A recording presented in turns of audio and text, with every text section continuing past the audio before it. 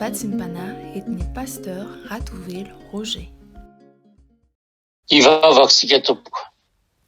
Ry Andriamanitra raina izay any an-danitra.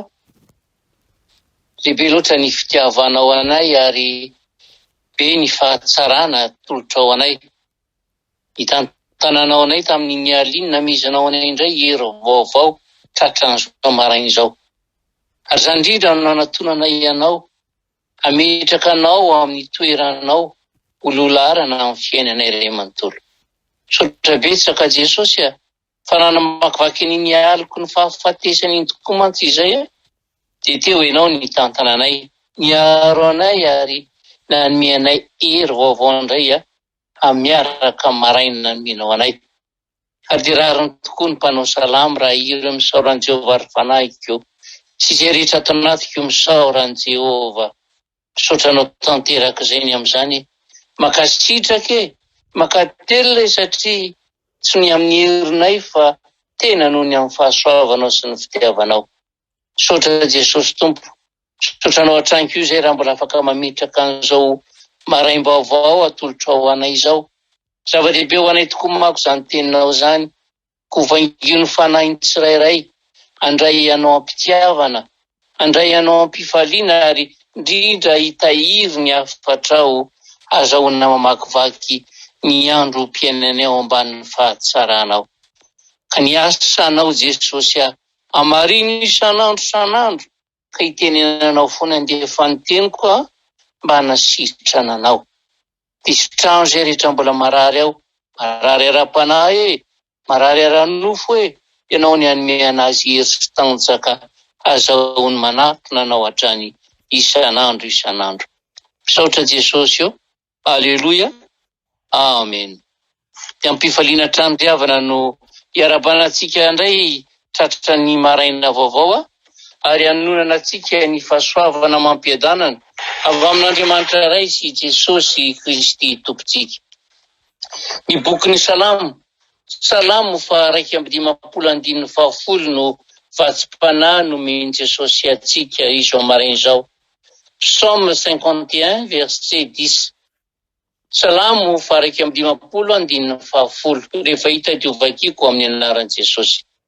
Amorony fomba madio aho Andriamanitra ary avao azy iorona marina ny fanahiko ato anatiko. Amen. Samy manana ny faniriana isika rehetra izay miaino izao maraim-baovao izao ry havana. Ary tsy misy mandiso izany mihitsy satria raha tsy manana tanjona ny olona iray, tsy manana fanantenana ny olona iray dia miaina fahatany izay eto amin'izao tontolo izao.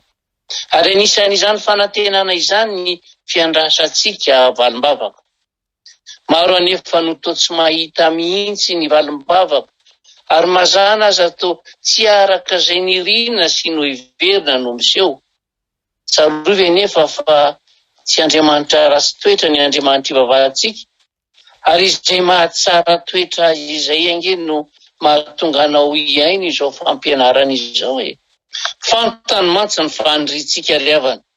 Ary dia hoy izy raha nampiteny Bildada sao hita sakaizany Joba hoe aza mijano eo amin'ny fitadiavana an'Andriamanitra fotsiny, aza mionona fotsiny dera tsy mevonahitra azy, fa ataovy madio ny fonao sy ny sainao. Ataovy mahitsy sy marina ny lalanao ary dia mandehana amin'ny fony, mandehana mibebaka amin'ilay tsy tozy satria tsy misy manao ny marina iray azy isika. Fa tsy maintsy hifoha tsy hamonjy anao izy ary hampiadana ny fahamarinanao. Liava malalo amin'ny Tompo. Misy zavatra mahazo ny olona iray ve ka hitenenan'Andriamanitra anaka? Sarotra loatra ry zavatra mahazo anao io ka miala tsiny aho fa tsy afaka hamonjy anao. Misy ranomasintan'Andriamanitra ve milatsaka amin'ny tahavan'ny zanany ka hitenenany hoe miala tsiny aho anaka fa tena tsy afaka mamonjy anao, tsy afaka ny hampangina anao? Eny misy aretina mahery vaika ve mahazo ny olona iray ka hoy Jesosy hoe sarotra loatra anako aretinao io, fa dia miala tsiny aho fa tena tsy haiko mihitsy. Tsy ry havana, tsy tena izany mihitsy ny Tompo. Ka izany ary manina no miainao anaty fahoriana sy fahasairana toy izao izao sy ianao, miainao anaty tebotebo sy fahasarotana lava, nahoana mbola miaina andranomasy sy mbola ampijalian'ny aretina lalandava. Fa io tokoa mantsy ny voalaza ao amin'ny bokin'ny Romanina hoe inona ary ho lazaintsika eny amin'izany e? Raha Andriamanitra no momba antsika, iza no atohatra antsika? Izay tsy miaro ny zanany lahy. Fa natolony hamonjy antsika rehetra izy, tsy omeny antsika miaraka maimaim-poana kova ny zavatra rehetra. Izany hoe omeny antsika ny vahaolana, omeny antsika ny fahasalamana, omeny antsika ny fifaliana, nefa nahoana no mbola feno fijaliana isika fa tsy araka ny voalaza teo, satria tsy madio am-po isika ry havana. Ary tsy misy afaka nilaza fa tena madio tanteraka amin'ny fotsika, satria io ilay aretina anankiray tsy mety afaka amin'ny olombelona. Ny mampalahelo anefa dia maro ny kristianina no mifaly mampiseho amin'ny manodidina n'izany tsy fahadiovam-po izany. Fa hoy tokoa mantsy ny teny soratra masina, sambatra izay madio am-po, fa izy no hitan'Andriamanitra. Ary dia mba tonga any am-piangonana ihany hitady ny tavan'Andriamanitra, nefa raha vao mahita ny rasoa dia iny fa lotika ny fo.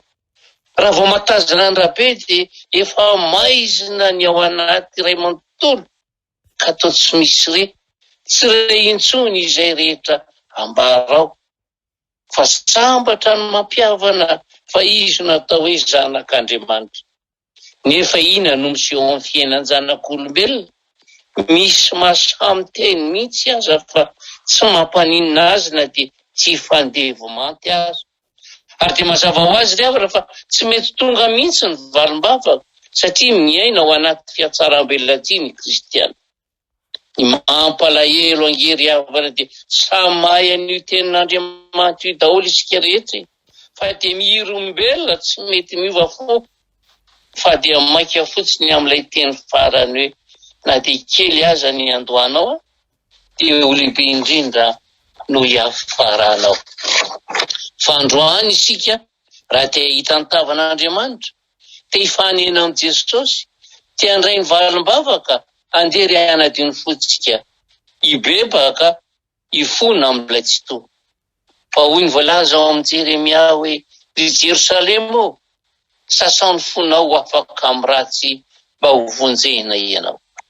Isika izay mangilatsofina androany ary, miaino izao fampianarana izao, mikika miantso anao ny tompo, ka mampitondra ny teniny amin'ny Jeremia mpaminany. Ko andeha isika, andeha mba hosolotsika ny anarantsika tsirairay avy i Jerosalema io, ka lazantsika hoe paster Rozeo, sasao ny fonao afaka amin'ny ratsy mba ho vonjena ianao. Ary andeha ampitsika hoe voninao Jesosy, anadio ny foko ary hibebaka sy hiala amin'ny ratsy vitako teo anatrehanao. Izany no tena teny akasitrahany io mason'Andriamanitra mpamonjy antsika, izay tiany olona rehetra ho vonjena ka ho tonga amin'ny fahalalana ny maro. Voalaza ny Paoly apôstôly izany ao amin'ny bokin'ny Timoty, voalohany toko 2:7-8. Ny fanantenana lehibe izay azony olona andrandraina ry havana, raha mbola velona izy, dia ny tombon'andro mbola omen'Andriamanitra azy mba ahazahoany mitodika aminy, ary mba hahafantarany sy hinoany azy.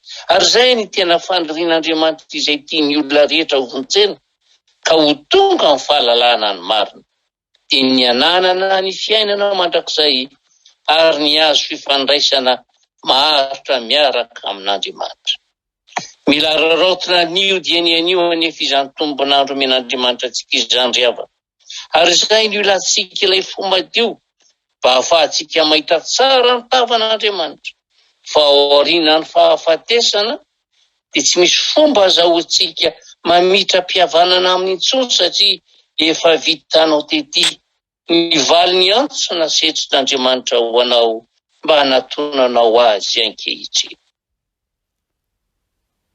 Ankina mivaly teny omentsika ny fitaoman'Andriamanitra antsika anatiny azy amin'ny fo madio eto amin'izao tontolo izao tokoa mantsy ny anjoantsika mandrakizay. Fa raha tena madio fo ianao dia afaka niika hoe aza manadino ary ry mpiaino vavaka, aza mba manary ahy analavitra anao. Amen. Ivavaksika toko. Andriamanitra rainay izay any an-danitra, matsiaro ny teninao tamin'ny kaina tokoa izay raha mandrehana izany vatsim-panahy vao maraina izay omenao anay izany. Fa ho tokoa mantsy ianao hoe raha tsara toetra ianao moa tsy homirana va? Ary fantatray tsara nge Jesosy fa ny olona ratsy fo, ny olona maloto fotsy mba hamirana mihitsy eny amin'ny endriny. Nefa ekenay ihany koa fa eny an-dalana makany amin'ny elo ny olona miaina ao anaty fahotana. Fa betsaka izay no mihazakazaka makany any faharatsiana amin'ny fo ratsy, ny fonay tena tsy madio ka anjakany lori-po, anjakany fahotana maro izay tena mampalahelo anao isanandro. Tsy azo ny satro-bolamenanay, tsy ahita ny tankanana mihitsy mantsy izay raha mbola mitoetra ao anatina ilay fo maloto sy fotsy mendrika ny fitiavanao. Ary izany indrindra no antsoina eny anaranao ankehitriny. Ampio re izay mba te hiala amin'izany, ampio izay mba hanana fo madio ka mba ho mirana isanandro isanandro, mirana tsy ao anatin'ny fiatsaram-belatsy fa tena mirana ao anatin'ny fitiavana anao. Anjataony aminay ray manontolo, ka raha makivaky ny androandroany izay, amakivaky an'izao herinandro vaovao zao izay, dia mba ho mirana foana ny sainay satria efa nomenao anay tokoa le fonofo, fo ahite fitiavana, fo ahite-po fahatsarana. Ambino ara-panomponao tsirairay aby amin'izay rehetra ka sainao tao, adena marina anao hoe mitenonao hoe ho tsara ny fiafarany rarano ny amin'ny fiandohana, satria anao no omba anay lalandava, hitahy anay lalandava. Mametraka an'izany eo am-pelantananao, ody vaovao indray ny herin'ny tsirairay aby, marina fa aminay olombela reraka ihany rehefa latsinay niatrika ny tontolo andro, nefa matoky izay, fa ianao nefa nialoha lalana anay, andrakotra ny fanahinao masina amenay hery vaovao, ka na inona herin'ny ratsy tady hanapodika anay dia tsy ho ambininy izany. Ka io ny ankonanay ray manontolo amin'izay atao androany, ary voaka mpandresy tokoa izay amin'izao fanarahana anao izany. Ray sampinoana ny tsodranomasina izay tonona amin'ny anaran'i Jesosy ry ao, hitahy anao any Jehovah ka hiaro anao, ampamirapiratra ny tavany aminao Jehovah ka mindra fo aminao, hanandratra ny tavany aminao Jehovah ka hiteny aminao hoe ry malala mandehana amin'izao herinao zao, fa tarana keva voafidy anao fanjakam-pisorona izao ombanao amin'izay rehetra alianao. Mankasitraka Jesosy, ary atolotrainao ndera sy ny anjara voninahitra, fahatsarana rehetra, fanambinana rehetra, omeo anay tsirairay aby, tsy anio any fa mandrakizay. Aleluia. Amen.